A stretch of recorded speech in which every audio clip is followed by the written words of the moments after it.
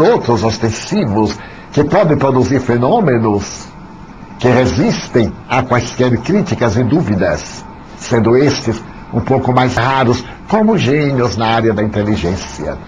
Mas a mediunidade, para ser exercida com dignidade, exige do indivíduo um comportamento saudável.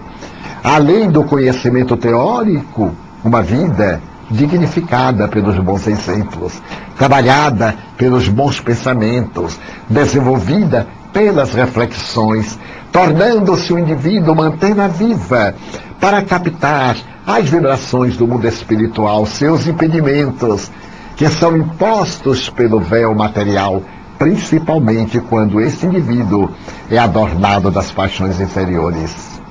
Muitos médiuns têm dúvidas a respeito do conteúdo de que se fazem instrumentos. Alguns dizem que são perfeitamente conscientes, que estão a par de tudo quanto lhes ocorre.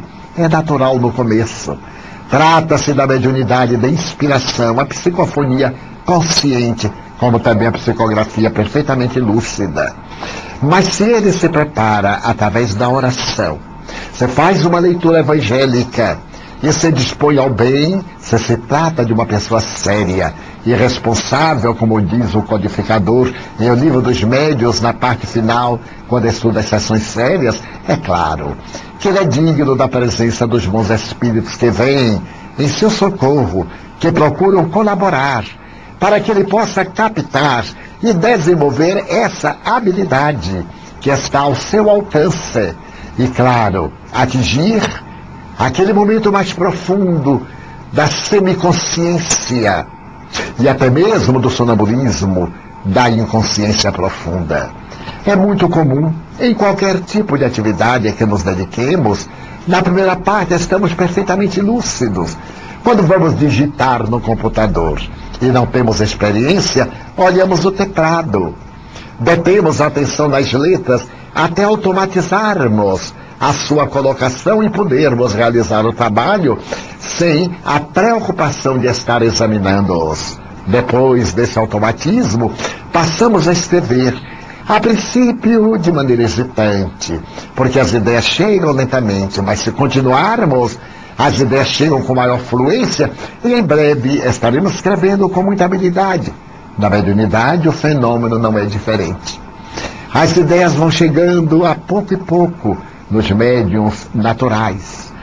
À medida que o exercício se prolonga, essa inspiração se torna muito mais frequente, muito mais fluida, muito mais intensa, até o momento em que ele se dá conta que já não acompanha com o raciocínio que vai escrevendo, até automatizar-se e perder completamente a noção do que está escrito. Quanto aos médiuns conscientes, não lhes constitua isso nenhum impedimento, não permita que a sombra do animismo, das ideias próprias, perturbe o seu desenvolvimento. Qualquer dúvida é como a nuvem na claridade do sol. Entregue-se, desde que você não deseje, caro amigo, irmã ou irmão, o exibicionismo, começar por onde outros estão terminando, mantendo aquele espírito de bondade para ser instrumento do bem, principalmente em relação aos espíritos sofredores, que são trazidos para as doutrinações que os libertam das marcas da desencarnação. Deixe que o fenômeno ocorra. Cabe ao diretor dos trabalhos examinar-lhe a qualidade, sem de procedência mediúnica, sem característica do estágio de animismo. É natural e normal que nos primeiros momentos o fenômeno seja anímico. É como se estivesse numa catarse, liberando o inconsciente de impressões negativas, de tormentos, de fixações, ou mesmo de reminiscências de outras vidas, que ali estão aturdindo, e que à medida que vai eliminando através do estado de transe mediúnico, vai depurando, vai liberando dessas cargas perturbadoras para poder abrir espaço para as comunicações.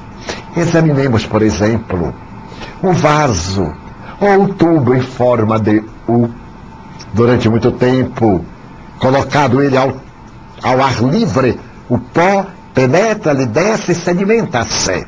Se colocarmos água límpida, ela entra límpida e transparente, passando por aquela sedimentação, irá sair suja, levando a imundícia que encontrou pelo caminho.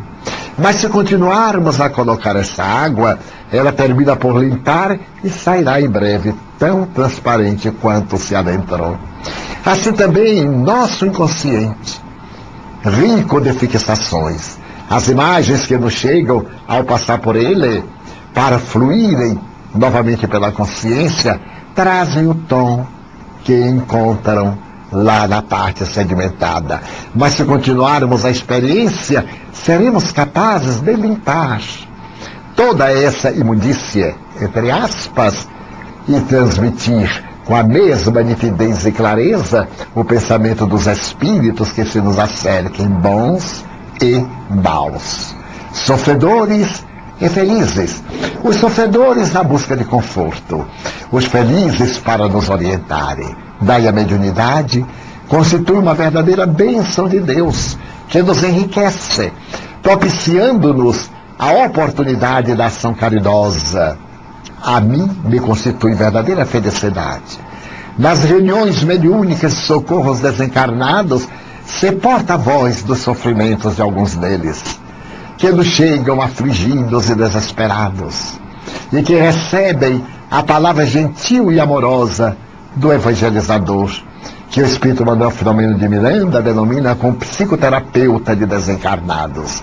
Saber que eles tiveram as suas dores diminuídas, que dali saem melhorados, é-me uma verdadeira honra que considero não merecer, porque esta é uma caridade moral que podemos fazer aos nossos irmãos ignorantes da realidade, e que muitas vezes alongam-se em sofrimentos impressos no perispírito da consciência de culpa, quando podem ser aliviados pelo amor e a misericórdia de Jesus em nome do Pai Celestial. Se você é portador de mediunidade, evite os conflitos, estude-se. Se psicografa, não tenha pressa em publicar. O objetivo não é confortar os outros. O médium deve receber para si mesmo as instruções de que é objeto, recomenda o codificador. As mensagens devem ser antes úteis ao próprio médium do que às demais pessoas. Daí a preocupação de publicar obras, de ser famoso, de se tornar líder. Somente lhe constituirá impedimento no caminho da mediunidade, que existe renúncia, abnegação. Eu recordo-me que a minha primeira mensagem psicográfica foi no dia 10 de fevereiro de 1949. Esta mensagem eu guardei-a, e um dia foi publicada pelo Espírito, que editou uma obra chamada Inventário Espírita. É tão delicada, mas a partir dali, durante vários anos eu as psicografei. Em 1954, publicamos uma que outra, mas por volta de 1960, Joana de Anjos pediu que queimássemos todas, porque eram apenas exercício, não eram para nada. E voltamos a psicografar novas páginas, que em 1964 ela reuniu em um livro modesto, sem pretensões, e foi publicado por Carlos Torres Pastorino, sob os auspícios da entidade Espíritos, que ele dirigia na cidade do Rio de Janeiro, e chama-se Mestre de Amor. Por volta de 1970, psicografei a primeira mensagem de Manuel Filomeno de Miranda, e em 1971 a primeira mensagem de Victor Hugo, e assim por diante. A bondosa mentora espiritual, em cada oportunidade, trazia um espírito novo que nos apresentava, que nos pedia entrar em contato, em sintonia, para o serviço do bem. Então não devemos ter pressa. Cada um de nós tem uma tarefa a exercer na Terra, e o médium é o instrumento do bem a todo e qualquer momento. Não se é médium somente na sessão especializada, se é médium 24 horas por dia. E o indivíduo deve precatar-se das ciladas do mal, das armadilhas propostas pelos inimigos do bem, seus inimigos de outras existências, inimigos do progresso da sociedade, que se atrevem a considerar-se inimigos do Cristo e que tentam gerar situações